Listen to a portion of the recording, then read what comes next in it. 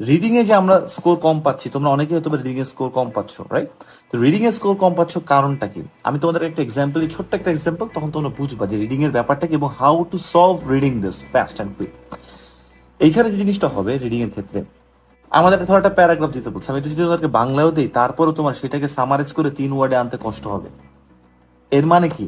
এর মানে ইংলিশটা ব্যাপার না এখানে। আইএলটিএস এ ভালো করা এক জিনিস, ইংলিশে ভালো করা আর এক জিনিস।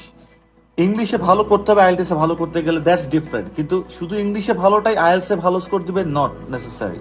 সো রিডিং এর আমি যে জিনিসটা আমাদের হয় যে এই যে সামারিটা আমি করবো, সেই সামারাইজটা করবো রিডিং এর, বুঝতেছেন? সামারাইজ যে করতে হবে, এটা করার জন্য আমার যে জিনিসটা, যে পার্টটা ব্রেইনের কাজে লাগে, সেটাকে বলা হয় critical thinking, critical reasoning, analytical ability. ইংলিশে আমি পুরো বুঝে ফেললাম কি বলছে, আমার ইংলিশে কোনো প্রবলেম নাই, স্টিল আমি পারতেছি না, তার মানে কি ইংলিশটাই কি সবকিছু? আমি ইংলিশটা পারি, আমি ইংলিশটা জানি, বুঝলাম মানে কি বলছে, বাট আমি এখন করতে পারছি না। সো আমাকে যখন সামারাইজ করতে হবে, তখন আমাকে যেই পার্টটা ব্রেনের কাজ করে, that's called critical thinking, critical reasoning, বা যাই বলো না, কোনো অ্যানালিটিক্যাল অ্যাবিলিটির মধ্যে সবকিছু পড়ে। তাহলে এইটা আমাদেরকে ডেভেলপ করতে হবে। সো এটার সাথে ইংলিশে কোনো সম্পর্ক নাই, এটার সাথে ইংলিশে কোনো সম্পর্ক নাই। IELTS, international English language testing system, বলতেছে ইংলিশে টেস্ট করতেছে, কিন্তু না, কথা ঘুরাই দিচ্ছে। ইংলিশে টেস্ট করতেছে না, ইংলিশ দিয়ে অ্যানালিটিক্যাল অ্যাবিলিটি টেস্ট করতেছে। তো ইংলিশে এক্সপার্টিস তো থাকতে হবে, দক্ষতা থাকতেই হবে, সেটা দিয়ে অ্যানালিটিক্যাল জায়গাটাকে আবার টাচ করতে হবে।